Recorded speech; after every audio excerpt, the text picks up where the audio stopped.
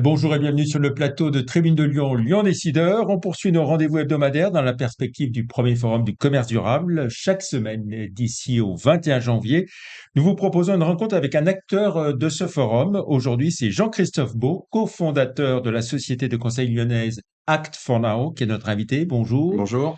Merci d'avoir accepté notre invitation. Alors, petit rappel pour commencer, la première édition de ce forum du commerce durable a pour objectif de présenter des solutions éco-responsables pour transformer le commerce. Jean-Christophe Beau, est-ce que vous pouvez tout simplement nous rappeler l'histoire de Act for Now et quel est votre cœur de métier? Voilà. Alors, Act for Now, c'est une structure de conseil en RSE et transition écologique qui a été créée en 2020 par Charlotte Briand, qui était elle-même experte RSE, que j'ai rejoint 2 ans après. Et donc maintenant, on est 6 personnes sur Lyon et Grenoble. Et notre vocation, c'est d'accompagner toutes les organisations, que ce soit des entreprises, que ce soit aussi des organisations plus publiques, sur la transition socio-écologique, donc tous les enjeux de RSE et de transition, avec du coup 3 types de services. Le premier, c'est d'accompagner sur tout ce qui est la stratégie RSE proprement dite, rédiger le plan RSE, les accompagner sur maintenant les reporting de durabilité, le mot de CSRD qui touche maintenant un grand nombre de PME et de TI. Également sur les évaluations EcoVadis, donc ça on pourra en parler puisque c'est des évaluations qui permettent d'évaluer justement l'engagement RSE et qui est exigé par de plus en plus de parties prenantes.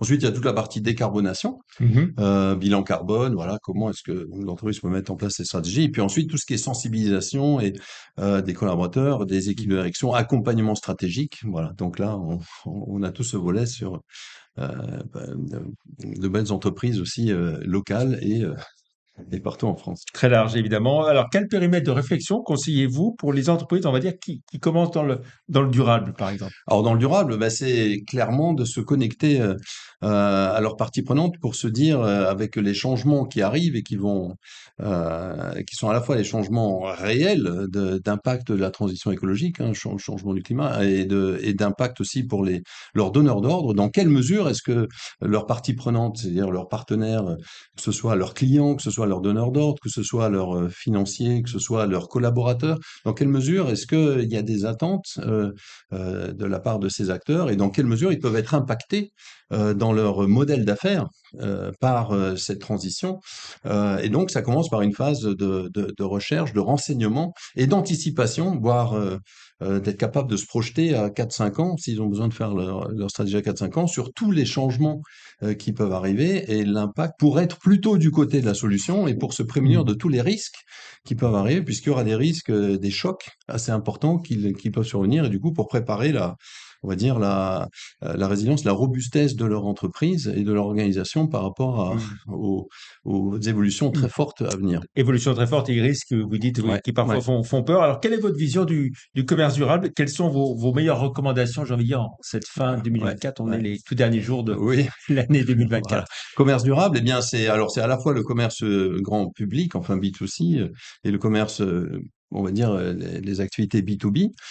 C'est vraiment de prendre conscience que désormais, et là encore une enquête ADEME le prouve, il y a près de 60% des clients, on va dire, que ce soit grand public ou que ce soit B2B, pour qui ces enjeux sont vraiment essentiels et vraiment, vraiment de mettre en place des actions, de pouvoir communiquer sur ces actions, mais bien sûr en faisant attention au greenwashing, en étant les plus fondés possibles et voire de choisir les éléments qu'ils peuvent présenter et qui vont confirmer, qui vont être des preuves de leur engagement réel, soit à réduire les émissions de carbone, le premier, soit que ce soit autour des enjeux de biodiversité, donc les enjeux environnementaux, mais aussi des enjeux sociaux sur le genre, la diversité, puisque tout ça, ça fait également partie de ce qu'une entreprise, de ce qu'une organisation doit faire, doit montrer pour Mhm. montrer qu'elle prépare l'ensemble de la société à faire face Dans toutes ces aux choses dimensions. dans toutes ces dimensions. Alors, Voilà. sur le forum, on va vous voir avec le patron de la Ouais, RSE de Gerflor, le ouais, thème de la ouais, ouais. conférence retenue, comment concilier objectifs commerciaux et contraintes du commerce durable. Est-ce que vous pouvez nous pitcher, j'ai envie de dire, cette Ouais, ouais. conférence qui va intéresser, on Oui, parce l'imagine, que beaucoup du de monde? coup, tout l'enjeu pour les entreprises, surtout dans un contexte difficile, hein, économique, là, comme on connaît, que ce soit en France, en Europe, c'est de se dire dans quelle mesure est-ce que les actions que je vais prendre, c'est-à-dire les trajectoires que je vais prendre, qui peuvent aussi enclencher des coûts, dans quelle mesure est-ce que mes clients, mes donneurs d'ordre vont être prêts aussi à créer nous favoriser, c'est-à-dire à ce que du coup nos engagements créent un avantage concurrentiel Hmm. ou pas. Voilà. Et donc ça, c'est un point essentiel. Du coup, de se dire, il y a ce que je fais, il y a ce que je vais montrer, ce que je pourrais prouver par les rapports que je fais, par les évaluations type EcoVadis ou d'autres que je mets en place pour que mes donneurs d'ordre et mes clients, ça peut être aussi des labels de commerçants responsables, etc., pour que mes clients voient bien que j'engage des choses, alors bien sûr, les plus prouvables possibles, et que ça crée aussi un avantage concurrentiel pour Hmm. que je ne sois pas défavorisé par Hmm. rapport à des acteurs moins disants. C'est tout le problème que disent nos agriculteurs pour le Mercosur, en disant je veux bien être en concurrence, mais il faut pas que je sois mieux disant sur le côté Et que ça transition pénalise. écologique et pénalisé. Voilà. Et Hmm. donc ça, c'est cette ligne de crête, elle est très délicate, et on verra que selon les pays, selon même au sein d'un pays, selon les organisations, les clients, eh bien, cette prime, quelque part, cet avantage, eh bien, va être différent et donc d'être le plus câblé possible Hmm. avec les acteurs les plus engagés pour ne pas être pénalisé économiquement. Voilà, c'est Et là, cette on vous ligne de verra crête. donc avec le patron de la RSE, Voilà, Gerflor, hein, comment international s'il en est. tout à fait. Et qui, du coup, selon les pays, vont dire, voilà, mais il y a des pays où clairement c'est un avantage concurrentiel, il y a des pays où ça ne l'est pas.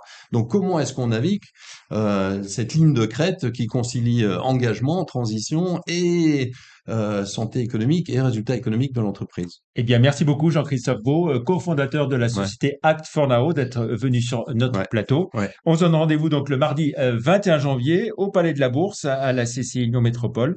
Il y aura au total 8 demi-journées de partage d'expérience, des centaines de rendez-vous privilégiés et puis 250 marques présentes et surtout une cinquantaine de porteurs de solutions. C'est gratuit, mais encore faut-il s'inscrire en allant bien sûr sur le site du forum. Merci beaucoup. Bonne journée, très bonne fin d'année et meilleurs vœux pour 2025 avec ce premier rendez-vous dès le 21 janvier avec ce forum du commerce durable. Merci, au revoir.